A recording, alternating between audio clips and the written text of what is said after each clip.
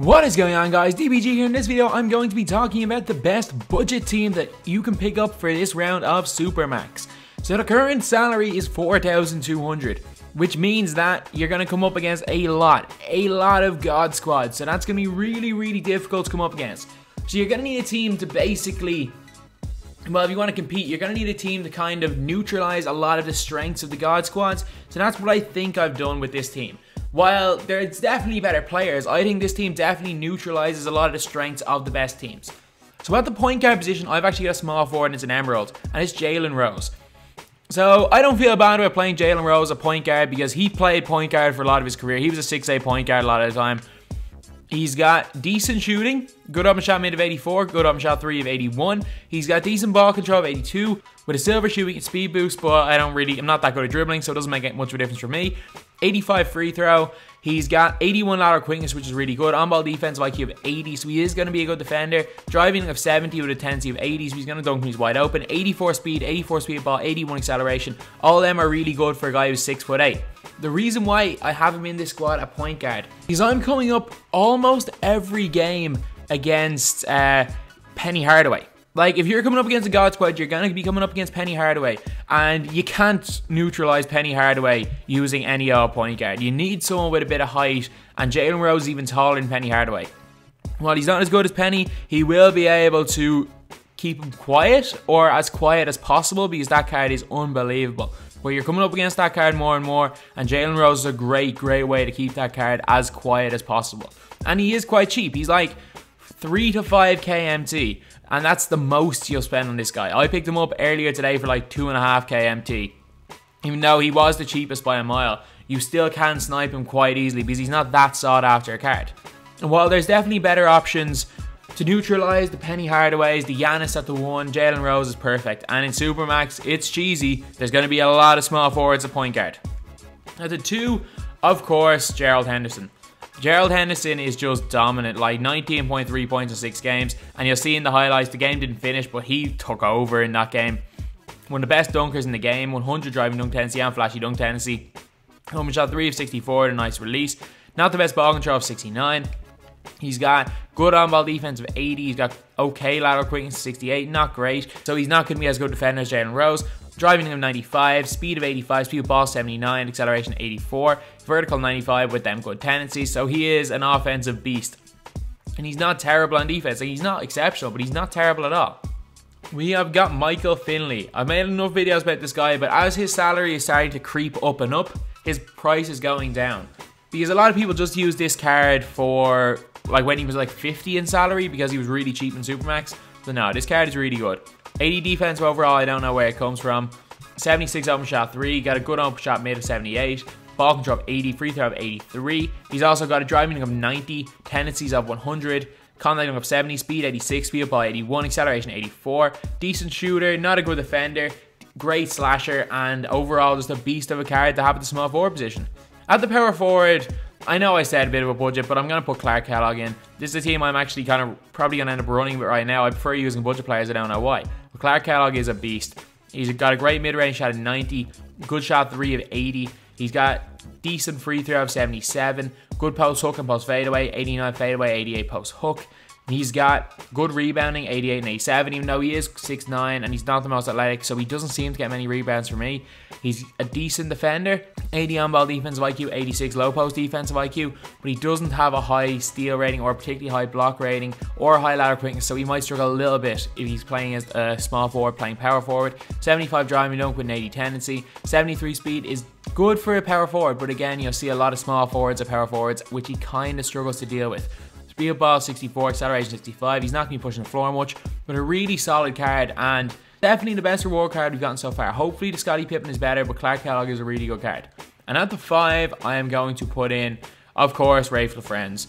A Sapphire card, I think I've talked about this guy way too much. He's the exact same as a Sapphire card last year. One of the best floor spacers in the game. In 52 games, averaging 12.4 points per game for me, shooting over 50% of the field and 3. 82 open shot mid, I think, 82 open shot 3, or 84 open shot mid. Really good rebounding, good block of 84. The only thing he struggles with is his speed, but everything else he's as good as any Sapphire. He's probably the best Sapphire center in the game right now. He's that good, great inside. This card is just a must buy for like 1200 MT. Off the bench, the one is the most expensive player, or second most expensive player in the squad. And again, it's a Giannis, LeBron, Penny Hardaway stopper, and it's Ben Simmons. And then at the 5, I'm going to put in a decent center in his own right, but with the duo, he's much, much better. And it's Joel Embiid. The main reason I've got Ben Simmons in with this duo is, for some reason, he draws so many fouls. I don't know why, but his free throw goes up from 65 to 75, and he hits way, way more. His three-point shot and mid-range shot come to 65. Like, I'm trying to think if I ever hit a 3 with him. No, I haven't hit a 3 with him, and I've played 29 games with this Simmons card. And I play more than that, obviously, because a lot of the disconnects. But he's shooting well over 50% from the field. He never hits jump shots, but is still a beast of a card. At the 2, we've got a small forward. Really cheap, less than 1,000 MT. And it's Carmelo Anthony. He works really well at the 2 because if they're playing a point guard, a shooting guard, which happens a lot, and he's got that 82 post fadeaway, so if you are being guarded by a point guard or a smaller shooting guard, he's 6'8" with the high fadeaway rating, he will dominate inside. As well as an open shot mid of 87, contested of 83, and decent open shot 3, and contested and off dribble. Like, I'm not the biggest fan of his release, but when he heats up, he just doesn't miss. Free throw of 78, ball control of 81 is good. He's an okay dunker, I guess, not a good defender. Driving dunk of 65, a tendency of 65, but he does seem to dunk way better in those ratings, say. Speed 74, speed with ball 73, acceleration 72. Not bad, but not great. At the 3, you probably guessed it, Cedric Ceballos. Far, far better than any other cheap small forward in the game. Terrence Ross is probably slightly better than this card. But this card's 3k, Terrence Ross is 10k. So, hopefully, when the new packs come out, the price of Terrence Ross goes down because there will be a Vince Carter in them packs. But, yeah, so this guy has got not great in the post, good open shot mid of 84, good open shot 3 of 70, not the best ball control, well, terrible ball control. Okay defender, 77 lateral quickness and 77 on ball defensive IQ. He's got driving dunk of 95, contact dunk 85, good speed with ball and acceleration, and he's also got a driving and flashy dunk tendency, both of 100, which is really, really good.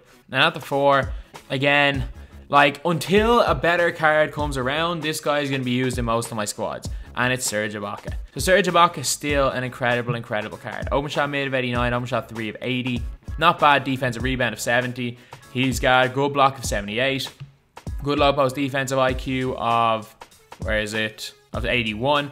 Driving and standing done good, with both of them having good tendencies. Not the worst speed, not the best, but not the worst. And this card definitely is a must use in any squad. He's better than any Emerald power forward I've used so far. Even Lion, I've been trying to sell for days because Serge Ibaka is better than him. Like, unsold. I can't sell him, and I've been trying to sell him for days. He's like 8 or 9 KMT. Serge Ibaka is like 1 KMT, and I still have Ibaka in over him. Last 3 off the bench, we have got one of the most underrated players in the game, Charlie Ward. Obviously, a lot of people do seem to use him because his salary is up 156, but this guy was the only player that was even worth considering picking up in the Core Division collection. This card is really, really good. He's got a nice release, and that's probably the main thing about him. Like, his off-dribble shots are poor, but if you green them, his rating doesn't really matter. His release is unbelievable. He's got good ball control. He's got good speed. He can actually dunk, even though he only has 30 driving dunk and 50 tendency. He actually does dunk in game. He's just a really underrated card. He's also got that 95 steal, which is really good. Then we have got the most underrated shooter in the game, and it's Otto Porter. Otto Porter, not great at much, but he does have an open shot made of 92, open shot 3 of 84, so he's an extremely, extremely underrated shooter in this game. And last up, I'm just going to put in a power forward, and I'm going to put in Jeremy Evans. He's going to jam the ball. He's the poor man's Blake Griffin, an extremely poor man's Blake Griffin. You can get him for like 800 coins. He can't shoot the ball. Free throw isn't the worst. Not the best rebounder stats-wise, but he rebounds really well in game for me. But he does have a driving dunk of 97, which as far as I know is the highest in the game. The same with a standing dunk of 97. Good contact dunk. Not terrible speed of 65 for power forward. Also has 100 driving and flashy dunk tendency. Not the best in defense, not the best in offense, but will just jam it and get boards. Because he's more athletic, even though his ratings are low, he will get rebounds. So anyway, this is the team that I've been using in Supermax. Now let's get on to the highlights.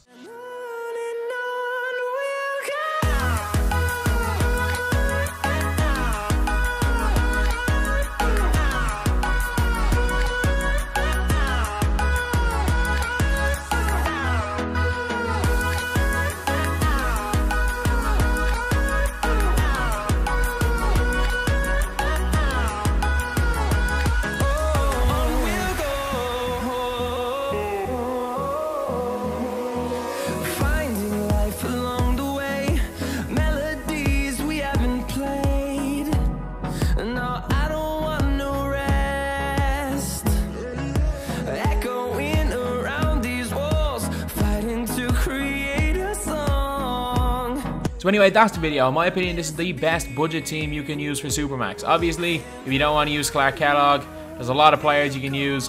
To be honest, I don't really like many cheap power forwards. That's the reason I have Clark Kellogg in here. Because obviously, as you can see, I always use Serge Ibaka. There's a lot of different people I could use in for Michael Finley. Like, if I wanted to, I could use Kukoc. I could use, if you do like Derrick Jones Jr., you could use him. I could use Richard Jefferson in the squad. I could use Darvin Ham.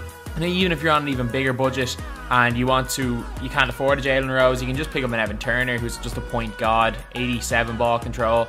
88 ball control, 87 field ball. This card is unbelievable. But this team is mainly made to neutralize the God Squads. So anyway, that's the video. Thank you guys for watching. Please like, comment, and subscribe.